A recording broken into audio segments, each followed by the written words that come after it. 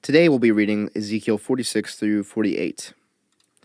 This is what the Sovereign Lord says. The gate of the inner court facing east is to be shut on the six working days, but on the Sabbath day and on the day of the new moon is to be opened. The prince is to enter from the outside through the portico of the gateway and stand by the gatepost. The priests are to sacrifice his burnt offering and his fellowship offerings. He is to bow down and worship at the threshold of the gateway and then go out. But the gate will not be shut until evening. On the Sabbaths and the new moons, the people of the land are to worship in the presence of the Lord at the entrance of that gateway. The burnt offering the prince brings to the Lord on the Sabbath day is to be 6 male lambs and a ram, all without defect. The grain offering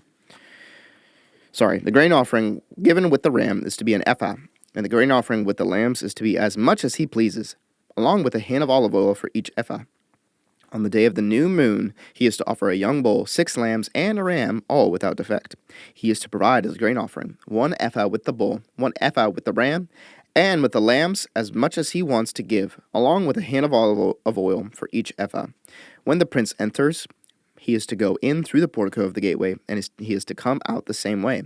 When the people of the land come before the Lord at the appointed festivals, whoever enters by the north gate to worship is to go out the south gate, and whoever enters by the south gate is to go out the north gate.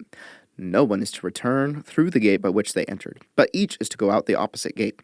The prince is to be among them, going in when they go in, and going out when they go out. At the feasts and the appointed festivals, the grain offering is to be an ephah with a bull, an ephah with a ram, and with the lambs as much as he pleases, along with a hin of oil for each ephah. When the prince provides a free will offering to the Lord, whether a burnt offering or fellowship offerings, the gate facing east is to be open for him. He shall offer his burnt offering or his fellowship offerings as he does on the Sabbath day. Then he shall go out, and after he has gone out, the gate will be shut. Every day you are to provide a year-old lamb without defect for a burnt offering to the Lord. Morning by morning you shall provide it. You are also to provide with it morning by morning a grain offering consisting of a sixth of an ephah with a third of a hin of oil to moisten the flour. The presenting of this grain offering to the Lord is a lasting ordinance. So the lamb, the grain offering, and the oil shall be provided morning by morning for a regular burnt offering. This is what the Sovereign Lord says. If the prince makes a gift from his inheritance to one of his sons, it will also belong to his descendants. It is to be their property by inheritance. If, however, he makes a gift from his inheritance to one of his servants, the servant may keep it until the year of freedom. Then it will revert to the prince. His inheritance belongs to his sons only. It is theirs. The prince must not take any of the inheritance of the people, driving them off their property. He is to give his sons their inheritance out of his own property, so that not one of my people will be separated from their property. Then the man brought me through the entrance at the side of the gate to the sacred rooms facing north, which belonged to the priests, and showed me a place at the western end. He said to me, "This is the place where the priests are to cook the guilt offering and the sin offering and bake the grain offering, to avoid bringing them into the outer court and consecrating the people." He then brought me to the outer court and led me around to its 4 corners, and I saw in each corner another court. In the 4 corners of the outer court were enclosed courts, 40 cubits long and 30 cubits wide. Each of the courts in the 4 corners was the same size. Around the inside of each of the 4 courts was a ledge of stone, with places for fire built all around under the ledge. He said to me, "These are the kitchens where those who minister at the temple are to cook the sacrifices of the people." The man brought me back to the entrance to the temple, and I saw water coming out from under the threshold of the temple toward the east, for the temple faced east. The water was coming down from under the south side of the temple, south of the altar. He then brought me out through the north gate and led me around the outside to the outer gate facing east, and the water was trickling from the south side. As the man went eastward with a measuring line in his hand, he measured off 1,000 cubits, and then led me through water that was ankle deep. He measured off another 1,000 cubits and led me through water that was knee deep. He measured off another 1,000 and led me through water that was up to the waist. He measured off another 1,000, but now it was a river that I could not cross, because the water had risen and was deep enough to swim in, a river that no one could cross. He asked me, "Son of man, do you see this?" Then he led me back to the bank of the river. When I arrived there, I saw a great number of trees on each side of the river. He said to me, "This water flows toward the eastern region and goes down into the Arabah, where it enters the Dead Sea. When it empties into the sea, the salty water there becomes fresh. Swarms of living creatures will live wherever the river flows. There will be large numbers of fish because this water flows there and makes the salt water fresh. So where the river flows, everything will live. Fishermen will stand along the shore from En-Gedi to En-Eglaim. There will be places for spreading nets. The fish will be of many kinds, like the fish of the Mediterranean Sea. But the swamps and marshes will not become fresh, they will be left for salt. Fruit trees of all kinds will grow on both banks of the river. Their leaves will not wither, nor will their fruit fail. Every month they will bear fruit, because the water from the sanctuary flows to them. Their fruit will serve for food, and their leaves for healing. This is what the Sovereign Lord says. These are the boundaries of the land that you will divide among the 12 tribes of Israel as their inheritance, with 2 portions for Joseph. You are to divide it equally among them, because I swore with uplifted hand to give it to your ancestors. This land will become your inheritance. This is to be the boundary of the land.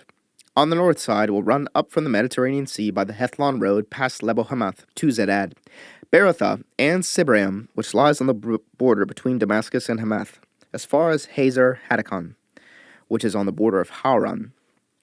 The boundary will extend from the sea to Hazar Enan, along the northern border of Damascus, with the border of Hamath to the north. This will be the northern boundary.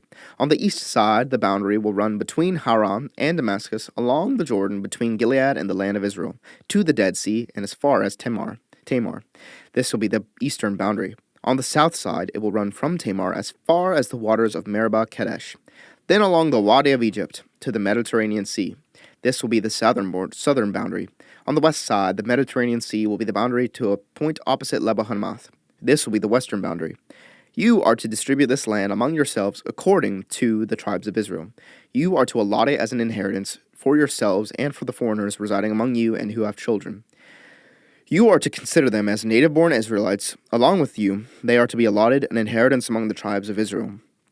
In whatever tribe a foreigner resides, there you are to give them their inheritance, declares the Sovereign Lord. These are the tribes listed by name at the northern frontier. Dan will have 1 portion. It will follow the Hethlon road to Lebo Hamath. Hazar Enan and the northern border of Damascus next to Hamath will be part of its border from the east side to the west side. Asher will have 1 portion. It will border the territory of Dan from east to west. Naphtali will have 1 portion. It will border the territory of Asher from east to west. Manasseh will have 1 portion. It will border the territory of Naphtali from east to west. Ephraim will have 1 portion. It will border the territory of Manasseh from east to west. Reuben will have 1 portion. It will border the territory of Ephraim from east to west. Judah will have 1 portion. It will border the territory of Reuben from east to west. Bordering the territory of Judah from east to west will be the portion you are to present as a special gift. It will be 25,000 cubits wide, and its length from east to west will equal 1 of the tribal portions. The sanctuary will be in the center of it. The special portion you are to offer to the Lord will be 25,000 cubits long and 10,000 cubits wide. This will be the sacred portion for the priests. It will be 25,000 cubits long on the north side, 10,000 cubits wide on the west side, 10,000 cubits wide on the east side, and 25,000 cubits long on the south side. In the center of it will be the sanctuary of the Lord. This will be for the consecrated priests, the Zadokites, who were faithful in serving me and did not go astray as the Levites did when the Israelites went astray. It will be a special gift to them from the sacred portion of the land, a most holy portion, bordering the territory of the Levites. Alongside the territory of the priests, the Levites will have an allotment 25,000 cubits long and 10,000 cubits wide. Its total length will be 25,000 cubits and its width 10,000 cubits. They must not sell or exchange any of it. This is the best of the land and must not pass into other hands because it is holy to the Lord. The remaining area, 5,000 cubits wide and 25,000 cubits long, will be for the common use of the city, for houses and for pasture land.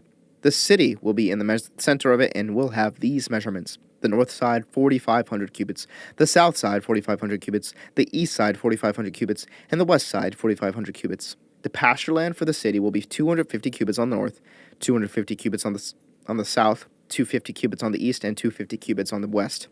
What remains of the area bordering on the sacred portion and running the length of it will be 10,000 cubits on the east side and 10,000 cubits on the west side. Its produce will supply food for the workers of the city. The workers from the city who farm it will come from all the tribes of Israel. The entire portion will be a square, 25,000 cubits on each side.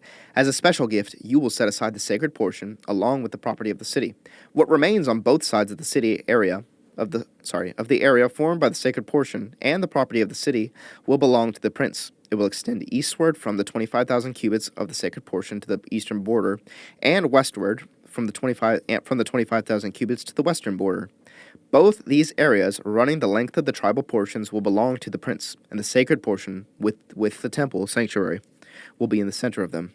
So the property of the Levites and the property of the city will lie in the center of the area that belongs to the prince.